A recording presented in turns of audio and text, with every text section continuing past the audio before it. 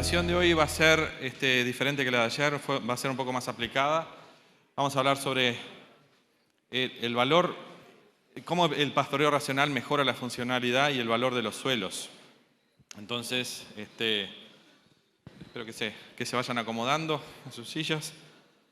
Quiero empezar de nuevo con esta postal que muestra quiénes son los guías que me inspiran todos los días para levantarme y seguir trabajando por esta causa, que es el pastoreo racional.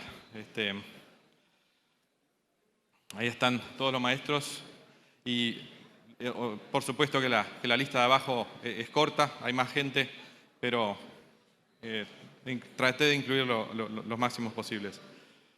Entonces, repetir como ayer, que mi trabajo se centra en tres pilares fundamentales. Uno es el suelo, otro es la planta y otro los animales. Entonces, en base a eso, armé un laboratorio que no tiene una sede fija, no tiene un salón, no tiene reactivos, pero es un laboratorio que rige mi trabajo en la Universidad de Vermont. Entonces, como les explicaba ayer, todas las cajas estas que están por ejemplo, fertilidad, compactación, son experimentos que he hecho o que estoy haciendo, y los que no están, algunos ya los hice, pero no puse una caja. Entonces trato de ser lo más generalista posible porque me gusta mirar el paisaje desde lejos, desde abuelo de pájaro. A propósito, no me he especializado en ningún tema, a no ser pastoreo racional, por supuesto, pero yo trabajo con agroforestería, trabajo con ciencia de suelos, trabajo con pastoreo racional y trabajo con otros temas como servicios ambientales bueno, a ver. En cualquier sistema agrícola, y el pastoreo racional es un sistema agrícola, ganadero, tenemos algunos rectores de este sistema. Los rectores son los que posibilitan este sistema agrícola, que son principalmente lo que potencia el sistema agrícola, que es el sol, la energía solar, pero también otros factores bióticos y abióticos como el agua, la tierra, los minerales, y usar el cerebro, usar la materia gris, manejando esos elementos bióticos y abióticos, nos permite crear, desarrollar, ser felices, ¿no? Entonces, dentro del orden de importancia de los principales factores de producción, tenemos al suelo, tenemos a las plantas y tenemos a los animales. ¿Por qué el suelo está en la base y dice número 1? Porque el suelo es lo más importante en cualquier sistema. Cuando el suelo no cicla, cuando el suelo no funciona, tenemos lo opuesto, que se llama un desierto.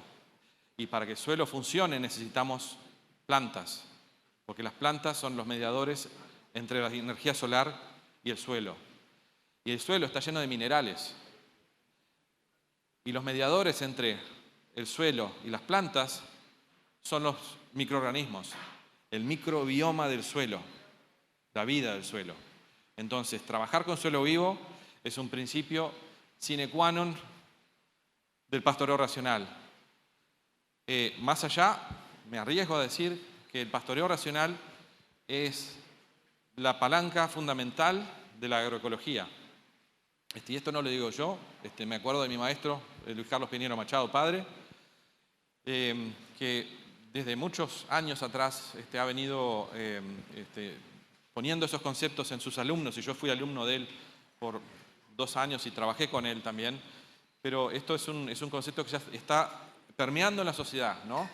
Entonces, los microorganismos median entre la parte mineral del suelo y las plantas, y se forma lo que se puede decir un circuito que es bombeado por la atmósfera, por la presión atmosférica, y que extrae minerales con la presión negativa y logra que a través de la fisiología de la planta y a través de un suelo vivo que necesita oxígeno, agua, minerales, materia orgánica, y las proporciones son más o menos 45% de minerales, 25% de agua, 25% de oxígeno y 5% de vida. Ese 5% de vida es responsable por mover esa bomba. Ese ciclo, un ciclo virtuoso, cuando sabemos los principios para que ese ciclo mejore a través del tiempo, y el pastoreo racional logra que ese ciclo, cuando el suelo está destruido, logra que ese ciclo empiece a funcionar y empiece a producir más en una fertilidad creciente, como se le dice. Entonces, esto lo mostré ayer y lo vuelvo a mostrar porque quiero recalcar, por si algunas personas no lograron entender o ver, cómo hemos hecho agricultura hasta ahora, cuál ha sido la relación. Ha sido una relación bastante cortoplacista. O sea, repito lo que dije ayer, estamos descontando el futuro de nuestros nietos y bisnietos con un interés muy alto. Les estamos dejando una cuenta bien alta para pagar, porque estamos tratando de sacar, pero estamos poniendo poco. Y cuando ponemos lo que ponemos, son algunos materiales sintéticos. Esos materiales sintéticos van a atentar contra la vida en el suelo. Y me refiero específicamente al nitrógeno sintético. Ayer dije y comenté que el nitrógeno sintético ha sobrepasado el umbral del nitrógeno natural, ya desde 1985. Y eso está causando un problema. Al principio era una alarma, pero ahora es un problema real. Cuando miramos el Río de la Plata desde un mapa de Google Earth, ¿qué vemos? Yo lo que veo cuando miro el Río de la Plata, veo un río marrón. Todo ese río marrón es suelo que viene de la macrocuenca del Paraná, Paraguay, el Pilcomayo, todos esos ríos, el Uruguay, desembocan en el Río de la Plata y traen todos esos sedimentos que son millones y millones y millones de toneladas de suelo que vienen de la agricultura que se hace, que es así. Primero deforestamos, después quemamos, después ponemos animales. El objetivo final es la agricultura anual, la agricultura de commodities, que principalmente utiliza un paquete un paquete tecnológico que es principalmente para alimentar animales. Mayormente se alimentan animales confinados, y cerdos y gallinas, o cerdos y aves, tienen un estómago y necesitan el grano, pero pueden ser perfectamente criados a pasto. La mayoría de esto, estamos exportando minerales a China, porque China es el principal mercado que compra estos commodities, y que son pocos, son capaz que caben en una mano o tal vez en dos manos, el número de commodities que estamos exportando. El valor que le estamos sacando al suelo es mucho más alto de lo que estamos, a la larga, es mucho más alto de lo que estamos exportando, porque no solo exportamos minerales de suelo, estamos exportando agua también. Y eso no se ve. Todo eso es virtual, o sea, se puede medir, está medido, y lo exportamos a lugares que necesitan eso, que nos pagan un precio de mercado, pero ese precio esconde las externalidades negativas que dejan en nuestras tierras. Lo que digo es que, bueno, esa es la forma que lo hacemos, y lo seguiremos haciendo, pero tenemos que cuestionarnos cómo podemos hacerlo mejor, ¿no? Entonces, esto solo es posible porque tenemos un régimen de energía que aún es barato. Hay petróleo abundante. Hasta la década del 2000 se pensaba que el petróleo estaba en un pico ya y que después iba a declinar, hasta que en Estados Unidos empezaron a aplicar la técnica de la fractura hidráulica en algunos suelos, una tecnología descubierta en la década del 50, que era muy cara en la época, pero como el petróleo empezó a subir, la empezaron a utilizar. Eso causa enormes efectos sobre los acuíferos, porque están inyectando un líquido que está lleno de químicos, se está contaminando los acuíferos. Lo inyectan a presión, eso provoca fracturas, se llama fracturación hidráulica. Esa fracturación hidráulica lo que hace mueve microcapas y a veces causa terremotos. Eso no sale en los diarios ni en la media. Pero causa terremotos, es posible encontrar la información de eso. Pero además, en lugares donde pasa eso, a veces la gente abre la canilla y sale gas. Y si ustedes prenden un fósforo o un encendedor, lo que van a encontrar es que sale fuego por la canilla. Entonces, gente que está teniendo que comprar agua embotellada, la gente protesta, entonces la solución que el gobierno les provee es mandarles un camión con botellones de agua y se los entrega a cada casa. Es como poner una curita, eso no soluciona el problema.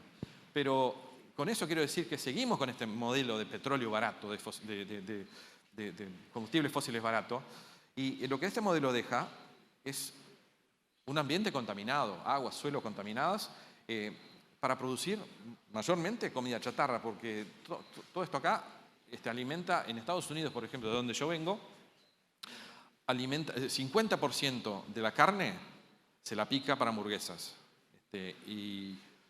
Porque allá nadie come órganos, comen 2 o 3 cortes de carne y después carne picada, ¿no? Claro que hay gente un poco más gourmet que va a elegir pero es difícil de encontrar una molleja, por ejemplo. Yo paso a veces 6 meses para comprar una molleja, una bolsa de molleja. Y cuando hay, compro lo que puedo. A mí me venden una lengua por semana en un mercado que vende lengua. Y me cuesta $10 una lengua. $10 una lengua me cuesta. Entonces, para encontrar órganos es muy difícil, y los órganos son los que tienen más minerales. Todo lo que sale del suelo va a los órganos vitales, como el hígado, como la lengua, como el corazón, pero allá no comen eso. Entonces, es un desperdicio. Lo que quiero decir es que estamos sacando, no ponemos casi nada, teniendo soluciones, pero además estamos pagando con impuestos esto, porque las taxes, los impuestos que pagamos todos nosotros allá, alimentan este ciclo. Y ayer, como dije, el Farm Bill, que es la ley agrícola, que todos los años la tienen que votar, ahora está casi el doble del presupuesto de defensa. El presupuesto de defensa es el más alto del mundo y supera a los 7 países próximos en cantidad. El presupuesto en defensa son $780.000 millones. El presupuesto para la agricultura subsidiada es 1.3 trillones americanos, ¿no? Bueno, son 9 ceros, creo, o más. Bueno, pero las soluciones están, porque hace más de una década un uruguayo publicó un paper científico proponiendo una rotación entre cultivos y ganadería, en que hacemos un cultivo, dejamos 6 años o 7 años y dejamos 6-7 años con ganadería y después volvemos a hacer el cultivo. Entonces, con esos 6-7 años recuperamos la funcionalidad del suelo, recuperamos toda esa bomba que les expliqué antes. Y no destruimos esa microbiología, que la microbiología yo se las voy a explicar en unos instantes. Pero además, hay modelos que pueden reconciliar este modelo acá junto con la ganadería, que es el modelo que en Brasil le llaman integración lavoura, pecuaria y floresta. O sea, cultivos, ganadería y forestación. Entonces, ¿por qué nos importa esto? Porque lo que vemos acá esto es América Central, el Istmo, y adentro hay un país que se llama Costa Rica, que tiene 50.000 kilómetros cuadrados. Entonces, por año perdemos 50.000 kilómetros cuadrados de suelo. Costa Rica es chiquito, es más chico que Uruguay, creo que debe entrar entre Tacuarembó, Cerro Largo y Artigas, o un poquito más tal vez. Pero todos los años perdemos eso de suelo en el planeta, por la forma como nos relacionamos con el suelo. Y disculpen que esta presentación no está en español, traducir cuesta mucho tiempo, entonces yo he presentado esto en algunas otras ocasiones, y la última vez que la preparé fue en portugués, y no me dio para traducir, pero según el libro de Piñero Machado, se pierden más de 2.000 toneladas de suelo por segundo. Y eso es un horror de pérdida. Y se desertifican más de 1000 hectáreas por hora en el mundo, por la forma como nos relacionamos con el suelo. Acá ustedes pueden ver estas plaquetas.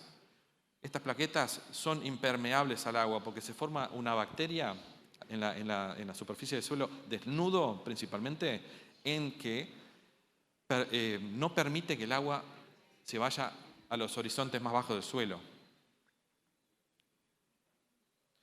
Entonces, si vemos una fotografía del suelo, el suelo tiene algunos horizontes que van del horizonte A al horizonte C, y después está la roca, pero la vida del suelo, que les dije que son los 5% que son los que hacen funcionar esta bomba, están en los primeros, convencionalmente en los primeros 20 centímetros. Pero si ustedes se van al Midwest americano, donde está todo el centro de la agricultura de commodities americano, en la época de los búfalos, de los bisontes, habían 2 metros de horizonte A. Para llegar al horizonte B tenían que excavar 2 metros. Y esos fueron los bisontes los que hicieron. Fue a pezuña de bisonte, a saliva de bisonte, a bosta y a orina de bisonte. Así como en las grandes planicies de África, en las grandes planicies de otros lados, estos animales emigraban porque no se podían quedar, así como lo describió Alan Savory, no podían quedarse en un lugar solo, tenían que emigrar porque se les terminaba el recurso alimenticio o también porque atraían a predadores que se los iban comiendo. Entonces tenían que estar en constante movimiento, en constante movimiento. Y ese reloj de movimiento, ese reloj de tiempo y espacio, cuando volvían al mismo lugar, ya había una pradera enorme. Y ustedes saben que cuando tenemos, a grosso modo, ¿no? Pero cuando tenemos 20 centímetros de parte aérea de la vegetación pastoril, tenemos por lo menos 3 veces más de raíz. Entonces, como expliqué al principio, para formar suelos se necesita raíz, se necesita funcionalidad. Entonces, esos suelos, imagínense el tamaño de la raíz de esos campos naturales de Norteamérica. Bueno, en la década entre 1800 y al fin de 1800 y al mediados de 1930, 40, se promovió una ley de agricultura y se empezó a arar, hasta que se produjo esta barbaridad, un desierto en los mejores suelos del mundo, que tenemos también mejores suelos del mundo acá en el litoral uruguayo. ¿De qué? Miles, centenas de miles. En Estados Unidos, centenas de miles. Esto fue en la década del 30 más o menos. Pero continuamente arados. Entonces, ¿qué pasó? Desertificación. Entonces, esto causó Esto lo que causó fue lo que se le conoció como el Dust Bowl, o sea, tormentas de arena gigantescas, como de 5 o 6 kilómetros de altura, que englobaban ciudades enteras, y Washington no les daba pelota, estaba prácticamente ajeno a lo que estaba pasando, hasta que un día estaban discutiendo este problema en Washington, los legisladores de estos estados que estaban diciendo tenemos que hacer una ley de conservación de suelo, no puede ser todo el suelo que estamos perdiendo, la gente se está yendo, la gente está pobre, está pidiendo limosna, se le termina sus casas porque la arena los entierra su maquinaria, todo. Estamos perdiendo nutrientes además. Y ese mismo día en Washington, tuvieron la nube esa de tierra que les vino, y eso los hizo cambiar de idea, porque vieron la realidad. Entonces es importante ver, visualizar, sentir lo que está pasando, ¿no? Voy a más. Entonces, desde la Segunda Guerra Mundial, hubo una caída de minerales y vitaminas en frutas, vegetales y carnes de 1% anual. Eso quiere decir que lo que comemos hoy es nutricionalmente no denso, no tiene densidad nutricional, o sea, no nos alimenta, son calorías vacías y nos hace comer más. Entonces tenemos 2 paradigmas hoy. Hoy tenemos obesidad, más de 1.000 millones de personas obesas en el mundo, y tenemos también malnutrición, desnutrición y hambre. Aunque se avanzó mucho en la desnutrición y en el hambre, todavía tenemos gente. Pero esto está documentado, ¿no? Y fue un cambio. Fue un cambio porque hoy hay leyes de conservación y hoy estamos en el mundo, también se conocen, pero aún todavía nos queda aquella relación con el suelo de extractivismo, ¿no?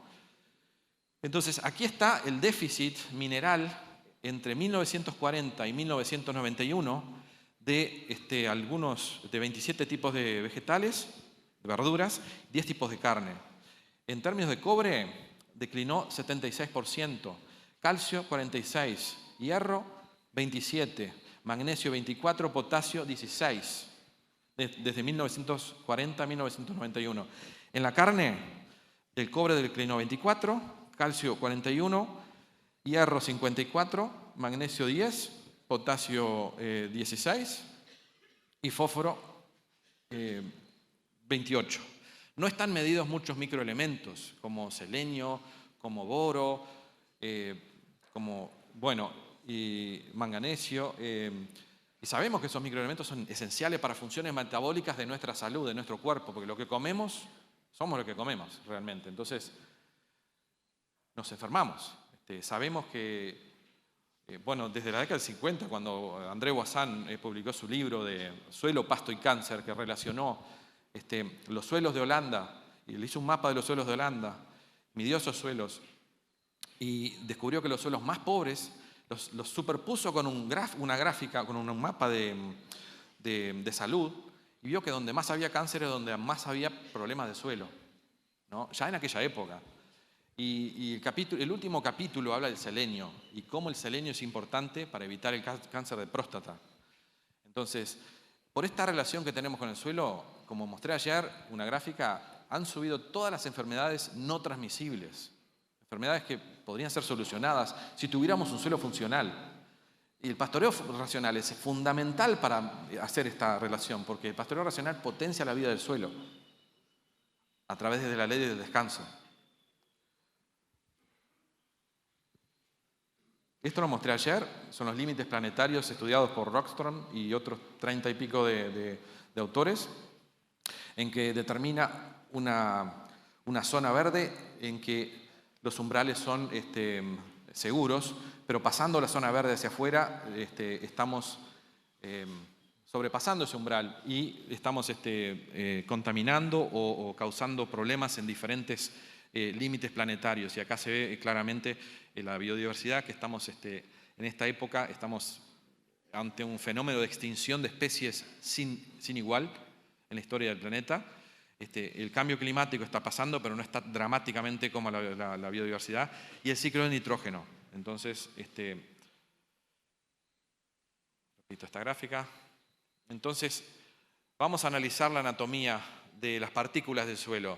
Tenemos esta pelota grande que parece una pelota de básquetbol, se asemeja a un grano de arena. La pelota más chica, acá al medio, es una partícula de arena muy fina o de silt. No sé cómo traducir silt en español. Silicio, perdón. Y el punto es equivalente al tamaño de una partícula de arcilla. Entonces es como que digamos que la arena es del tamaño del Sol y la arcilla es del tamaño de la Tierra. A grosso modo, por supuesto, ¿no? Entonces, ¿por qué es importante entender la anatomía del suelo? Porque cuando revolvemos el suelo y lo viramos, o sea, la raíz pasa para arriba y la hoja pasa para abajo, primero, estamos oxidando y liberando una cantidad de carbono a la atmósfera. Eso no es bueno porque habla mal de la agricultura, del impacto de la agricultura para la salud del planeta y para la atmósfera, ¿no? Porque, entonces, pero además, ¿cuál es el impacto de esto en el suelo y en la funcionalidad? Es que las partículas de arcilla son más numerosas que las partículas de arena, en general, en un campo de arena no, pero en general. Pero estas partículas de arcilla, cuando revolvemos, disqueamos, volvemos a trabajar la tierra, cuanto más la trabajamos, tenemos la sensación, la percepción de que la tierra queda más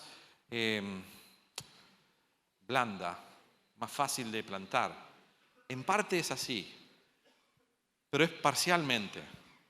Lo que estamos haciendo es que cada una de estas partículas de arcilla percole y vaya empezando a tapar los poros del suelo. Cuando tapamos los poros del suelo, estamos asfixiando el suelo, porque el suelo, como es un organismo vivo, aeróbico porque respira, necesita oxígeno, pero además necesita agua. Esta partícula de arcilla, al moverse y al desestructurar la agregación del suelo, hecha por las plantas, las raíces de las plantas, lo que hacen es ahogan el suelo y el suelo empieza a parar de ciclar. Empieza a parar de ciclar el agua, empieza a parar de ciclar el nitrógeno, otros minerales, empieza a parar de ciclar el carbono y, como les dije ayer, el carbono se asemeja a una batería que hace funcionar todo. Entonces, por eso medimos la funcionalidad del suelo de acuerdo al porcentaje de materia orgánica. Cuando hay poca materia orgánica, el suelo va en primera o en segunda. A medida que crece la materia orgánica, el suelo empieza a ciclar todos esos factores biogeoquímicos y empezamos a tener un suelo funcional que produce más y empieza a aumentar la materia orgánica en un círculo virtuoso hasta que llega a un límite que puede ser límite de cuánto llueve o puede ser otros límites abióticos impuestos por la naturaleza, ¿no? Porque nada es en perpetuidad.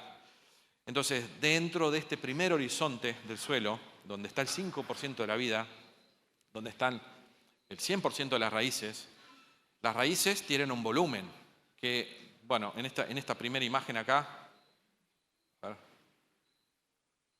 sí, en esta primera imagen acá, no se ve como que está un tercio, porque la imagen es un dibujo.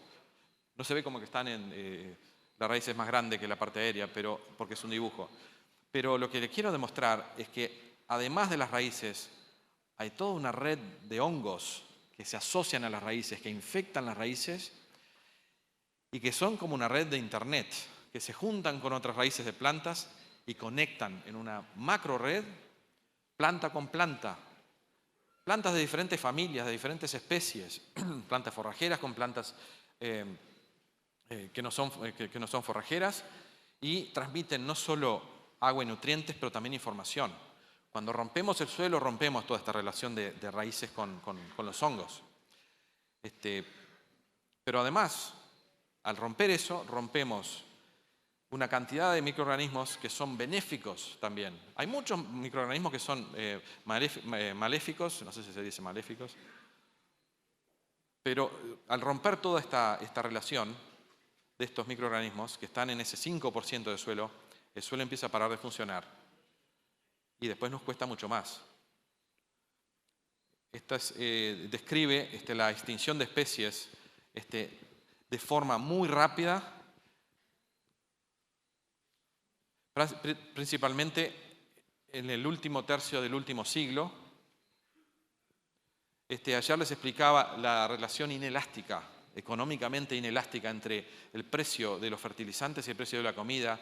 Y eso para decirles cómo, lamentablemente, en un ejemplo de hoy, por un problema geopolítico que está pasando entre Rusia y Ucrania, que son los detentores de 30 o más % de los fertilizantes porque tienen energía barata y pueden producir fertilizantes baratos.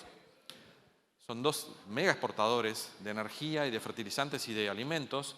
Esta gráfica es del año 2016, ¿no?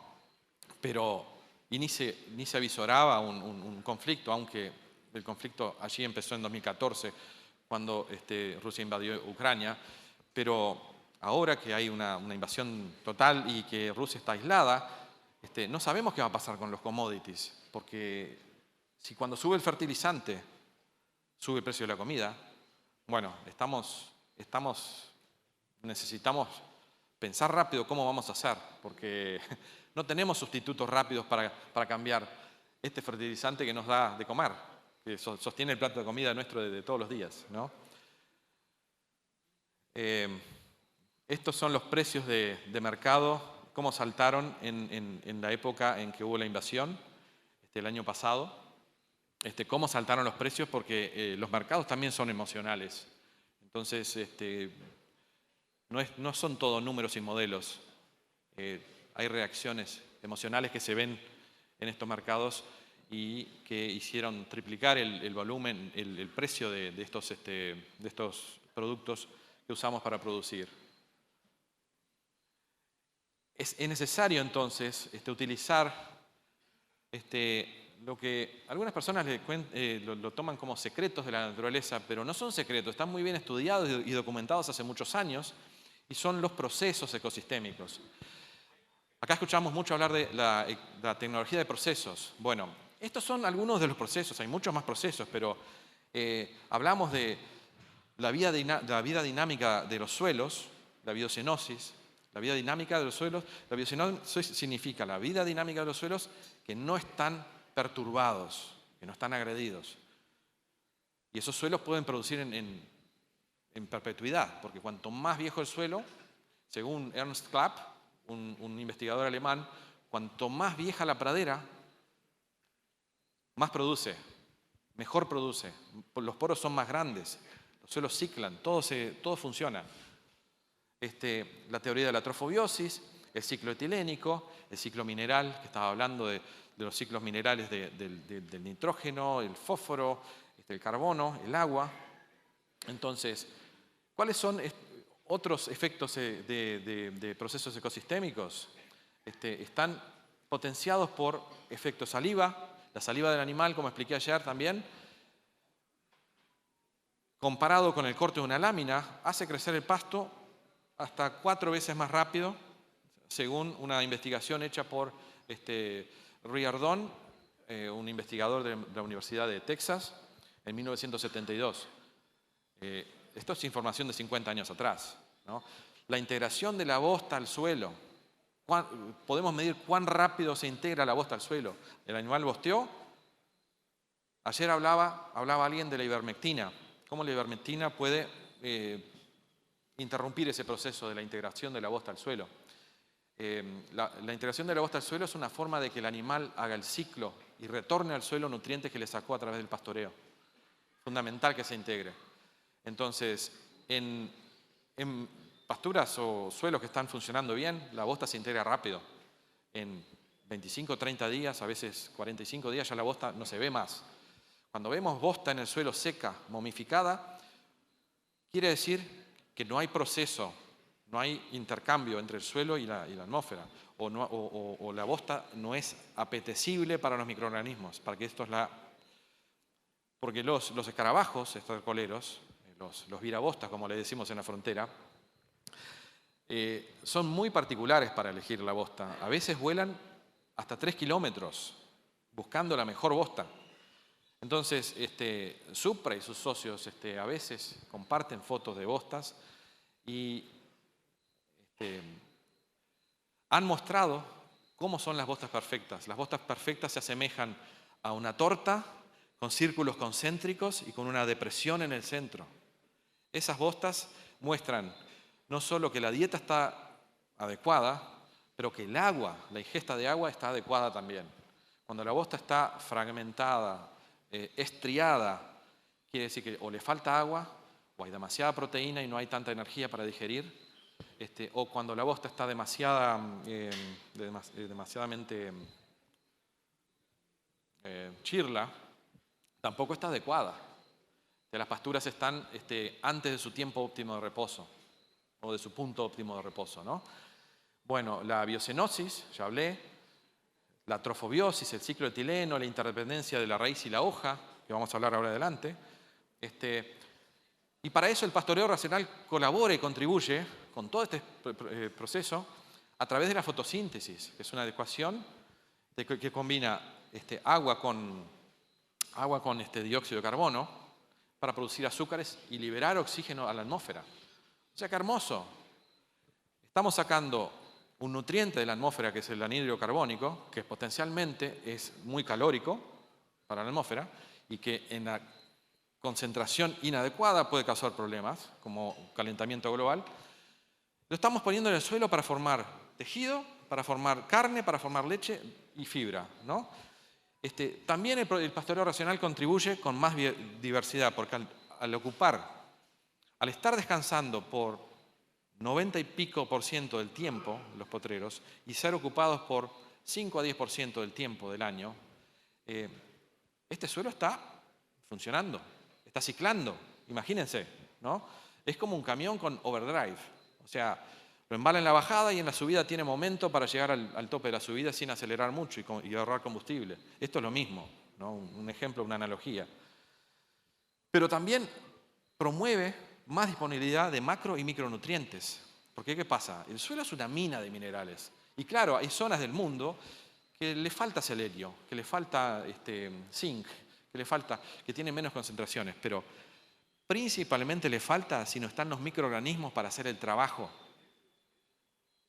Porque imagínense que si pesamos los microorganismos que están abajo de nuestros pies, en un suelo fértil, ese peso, esa masa de microorganismos, a veces puede ser entre 3 y 6 veces más que la masa que está pastando arriba. Así que imagínense la cantidad que son cuando el suelo está bien. Y son necesarios. Pero además contribuyen a una menor dependencia de insumos externos. Y esto es donde el ganadero, donde el productor rural tiene una gran ventaja porque le sobra más en el bolsillo, porque trabaja de otra manera, porque empieza a controlar su establecimiento de la portera para adentro. No podemos controlar el clima, no podemos controlar el mercado, pero podemos controlar cómo manejamos nuestro establecimiento. Necesitamos registros, también contribuye con menor respiración del suelo, lo que se traduce en una mejor eficiencia fotosintética. Hay menos patógenos porque está probado que cuando hay mucha diversidad, hay mucha competencia. Entonces, unos se comen a otros. Entonces, los patógenos no sobreviven en suelos sanos. Eso lo vamos a ver en unos slides más adelante. Pero hay un investigador, un colega de Estados Unidos que tiene una fundación que se llama Ecdisys, que era un funcionario federal y empezó a mostrar estas cosas y lo empezaron a radiar. Entonces él fundó esta fundación y empezó a tratar de probar su teoría, ¿no? Entonces él dice que en promedio, ¿no? Por cada insecto, él es un entomólogo, estudia insectos. Entonces, por cada insecto plaga que existe en un cultivo, existen más de 1000 benéficos. Pero a veces vemos un insecto plaga, les echamos un producto químico para controlarlo, pero estamos barriendo con todos los benéficos también. Lo que necesitamos es biodiversidad, porque la biodiversidad controla. Ya hay una memoria genética de la vida en la Tierra que es más vieja que nosotros, nos antecede por millones de años. Por millones de años. Si dejamos la Tierra como está, la Tierra va a sobrevivir. Bueno, menos uso de agroquímicos. Entonces, todo esto contribuye, a través del pastoreo racional, se contribuye a la fertilidad creciente del suelo. Entonces, esto es un pelo de la raíz aumentado no sé cuántas mil veces, pero muestra los micropelos de raíz. Estos micropelos van a relacionarse con los microporos y los macroporos del suelo, y ahí va a ocurrir el intercambio que les digo, ¿no?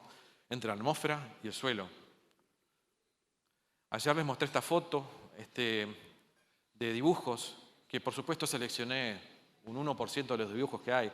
Esto es de la Universidad de Wageningen en Holanda y muestra la relación entre tallo o planta y raíz. Y cómo las raíces son enormes cuando los suelos son funcionales y la planta descansa, ¿no? Esto me parece que es una planta de alfalfa, la segunda acá. Miren el tamaño de la raíz, son más de 2 metros de raíz. Aquello me parece que es una planta de trébol rojo, también una raíz no solo es muy profunda. Entonces, la respuesta de la planta y la raíz a la defoliación es que cuando comemos a fondo, acá en el 90%, comemos 90% de la planta, removemos 90% de la parte aérea, El 100% de las raíces para de crecer por entre 17 y 21 días. Imagínense 2 o 3 semanas sin que la raíz crezca para proveer la energía, los azúcares, los carbohidratos para que la parte aérea pueda crecer de nuevo. Si removemos 70% de la planta, de la parte aérea, 50% de las raíces paran de crecer por 17 días. Si removemos 50% de la planta, la foto de la izquierda, acá, el dibujo de la izquierda, las raíces no paran de crecer. Las raíces no paran de crecer.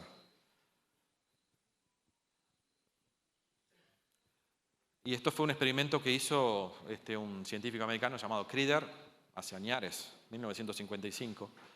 Y aquí muestra en más detalle todo esto, ¿no? Los porcentajes, si removemos de 10 a 40%, no hay detención de crecimiento de las raíces. 50% se detiene solo 2 a 4% de las raíces. ¿Y cómo manejamos la pradera en pastoreo racional? Muy parecido a esto acá. O sea, no removemos hasta abajo. Pero yo no digo que no hay que pelar a veces. A veces hay plantas que queremos eliminar o favorecer a otras. Y a veces hay que pelar, pero no como regla, es como excepción, es una herramienta más de manejo. Así como a veces dejar florecer para que semille y para que produzca flores y tal vez para poder cosechar como heno y hacer reservas para el invierno, para una ocasión, bueno. Estas raíces también producen exudados, o sea, la raíz es una avenida de doble mano. O sea, la planta es una avenida de doble mano entre la atmósfera y la raíz. Y la raíz todas las noches cuando cae el sol, bueno, el sol no cae, pero cuando el sol se oculta de la tierra, las raíces estas liberan microgotas de carbohidratos al suelo. Y alrededor de esos pelos de las raíces donde están librándose las microgotas, se concentra la gran mayoría de los microorganismos, las bacterias. Esas bacterias son comidas por nemátodos, por protozoarios, por amebas, por ciliados. Son todos microorganismos del suelo que son fundamentales. Pero como el azúcar es pegajosa, lo que produce son agregados en los pelos de la raíz. Entonces cuando uno agarra una pala, que es un gran instrumento para visualizar esto acá, y levanta un terrón, el terrón tiene este aspecto de torta de chocolate. ¿Ah? Un color adecuado, un olor adecuado a una bacteria que se llama arquea, que es el olor cuando llueve, uno siente el olor a tierra, es el olor a esa bacteria. Alrededor de los pelos de raíz están estos agregados muy importantes, porque al agregar el suelo no está libre, no se puede. Pero esto tiene consecuencias también, porque imagínense un campo de agricultura que está revuelto. Es como un ladrillo y esto es como una esponja. Entonces tenemos que pensar en un concepto de suelo esponja. La esponja absorbe, pero en otras épocas libera, ¿no? El suelo ladrillo no absorbe ni libera. Es un suelo muerto, camino a la desertificación. Tenemos que pensar en cómo nos relacionamos. ¿Ah? Bueno, no voy a entrar en detalles en esta, pero quería hablarles de cómo identificar cuando las leguminosas, que son nuestras fábricas de nitrógeno, porque el nitrógeno es importante, es el principal nutriente para las plantas. Bueno, después del agua y del aire, el principal nutriente para las plantas. Cuando sacamos una leguminosa, un trébol rojo, una babosita, si está inoculado con el rizobio específico en la raíz, cuando limpiamos la raíz vamos a ver unas pelotitas. Esas pelotitas tienen que estar rosadas para que esté absorbiendo nitrógeno. Si están blancas no está absorbiendo nitrógeno. Y para eso tenemos que proveerle al suelo con la bacteria necesaria. Para eso tenemos que inocular la semilla antes de plantarla, siempre, porque no sabemos, o sea, tenemos 200, 300 años de ganadería pastoril. La tecnología de semillas inoculadas ha venido hace más de 50 años. No lo tengo en la mente, pero Por las dudas, para prevenir, siempre hay que inocular las semillas de leguminosas para que esté ese residuo en el suelo y se multiplique y pueda producir nitrógeno, porque ese nitrógeno va a ser usado por las gramíneas. Además, hablaba de los hongos hoy. Los hongos tienen hifas, que son esos pelos blancos, que son mucho más finos que los pelos de la raíz. Afuera de cada hifa, que es un pelo, existe un producto que se llama glomalina. 5. Vamos arriba. La glomalina ayuda a agregar los suelos. Entonces, hay toda una red de vida en los suelos que si nosotros los revolvemos, se va a ir rompiendo. Y eso destruye la biocenosis, básicamente. Entonces, acá explicaba lo que un suelo funcional es un tipo de torta de chocolate. Un suelo no funcional es como un ladrillo. Entonces, tiene menos poros. Acá arriba se ve un suelo que no deja pasar ni agua ni oxígeno, ¿no? Entonces, yo les traigo acá 5 principios de suelo vivo. ¿Ah? Tenemos que manejar más perturbando menos, o sea, sin revolver. A veces necesitamos usar un subsolador cuando hay compactación. ¿Para qué? Para que el subsolador levante un poquito el suelo y pueda penetrar oxígeno y agua. Porque si no penetra, no hay un proceso que se llama el ciclo etileno, oxígeno-etileno. Reducir la carga de insumos químicos para que algunos de estos no afecten la biología del suelo. No me refiero a potasio ni me refiero a fósforo, me refiero básicamente a urea. Cuanto más soluble, más afecta el suelo. La bosta de la vaca es el generador perfecto del suelo, porque la vaca ingiere alimentos y los deposita a través de orina y bosta en el suelo, y esto está estéril, está con microorganismos que vuelven al suelo. Ayer les dije que 1 kilo de bosta, una vaca de 500 kilos o de 1.100 libras, deposita en el suelo por año alrededor de 100 kilos de nitrógeno, 46 o unos 50 kilos en promedio de fósforo, potasio y calcio, cuando los suelos están funcionales. Acá quiero mostrar una foto de una publicación del profesor Piñero Machado, que tiene los suelos de su Fazenda Alegría en Tacuara, Río Grande do Sul. Cuando empezó con el proyecto de pastoreo racional, los suelos no eran arenosos, eran arena prácticamente, y tenían espacios entre ellos. Pero 5 años más tarde, lo que pasó fue que toda esa biocenosis y esos procesos cubrieron el suelo y empezaron a producir más pasto. Lo que se ve son manchas de fertilidad, ahí, cada vuelto de estos. Entonces, altas cargas instantáneas, periodos cortos de reposo, periodos cortos de ocupación y periodos largos de reposo son lo que logran estas. ¿Y por qué pastos? Porque el pasto es el más económico y tiene calidad superior o comparable a los otros alimentos como el silo y la ración. Cuanto más viejo el suelo, más sano es.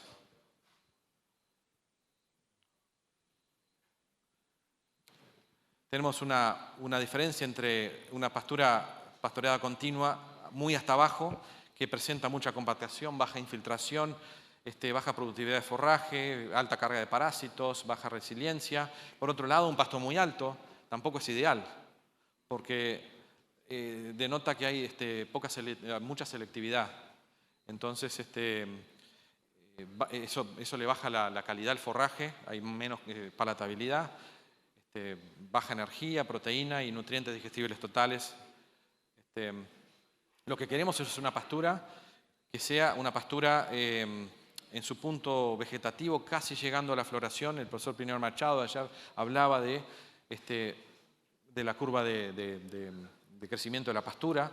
Entonces, es necesario para que la pastura sea perfecta, que nunca encontramos una pastura perfecta, pero lo más perfecta posible es cuando los pastos están por empezar a elongarse y las leguminosas están echando por lo menos 30% de flores.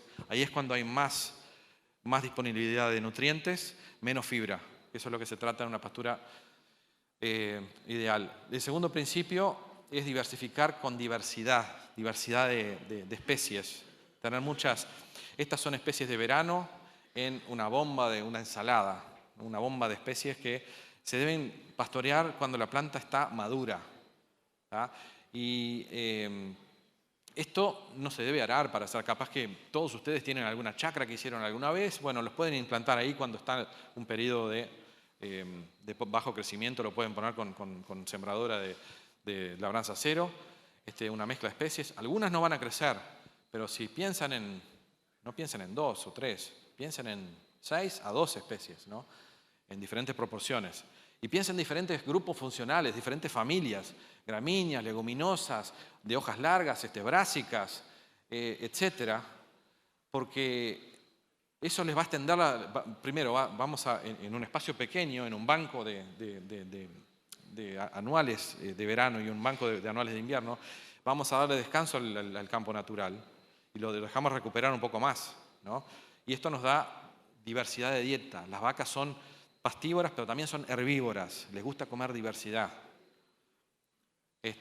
No voy a hablar sobre esta gráfica, que se refiere a las ganancias. Esto fue un experimento que hice, que, bueno, saqué cuál es la ganancia diaria de peso según las diferentes combinaciones de forrajeras y cómo podemos hacer para cuando algunas paran de crecer y provocan un vacío en el medio, compensarlas con otras y mezclarlas con otras. Entonces hice un gráfico de vidrio. El tercer principio, mantener las raíces creciendo continuamente. O sea, suelo cubierto, mantener diversidad de especies, mantener raíces creciendo continuamente. Con estos principios, un ganadero de Dakota del Sur logró ir en 10 años de 1,7% de materia orgánica a más de 10% de materia orgánica, 11% de materia orgánica, con todos estos principios, pero después, miren lo que pasa. Suelo cubierto, necesitamos cubrir la piel del suelo con plantas, ¿no? Protegerlo de la erosión. Hay un experimento que se hizo en la década del 20 y que ahora se está empezando a hacer de nuevo, que muestra cómo el suelo cubierto escurre menos agua e infiltra más, versus un suelo descubierto que escurre más agua e infiltra mucho menos. El quinto principio, de los más importantes, es integrar animales en alta carga instantánea. Entonces, cuando integramos con pastoreo racional, cerramos un ciclo y logramos mantener la funcionalidad del suelo. La importancia de la infiltración del agua en el suelo, productivamente, no solo del punto de vista funcional, les voy a mostrar. En un estado pradera y ganadero, si los hay, Dakota del Sur, se hizo un experimento en una chacra de maíz, en un pastoreo continuo y en un pastoreo racional, y se infiltró 1 litro de agua. En una chacra de maíz demoró 31 minutos para infiltrar 1 litro de agua. En un pastoreo continuo 7 minutos y en el pastoreo racional 10 segundos. O sea, ¿qué quiere decir eso? Que por cada 25 milímetros de agua no infiltrada se pierden 224 kilos de forraje, más o menos. O sea, y esto acá, yo no estoy poniendo nada, estoy solo manejando el suelo, ¿no? Cuanto mejor lo manejamos, más forraje producimos. Entonces, bueno, terminaría mi presentación acá porque esto acá ustedes ya lo vieron ayer, con otros presentadores, etcétera. No voy a hablar de las leyes que habló Piñeriño, pero me gustaría repasar esto acá, que es importante el punto óptimo de reposo y el efecto ajedrez. Y terminaría mi presentación por acá. Bueno, iba a hablar del bocado, el tamaño de la fibra, etcétera, pero en otra oportunidad les puedo hablar. No quiero extenderme más. Muchas gracias.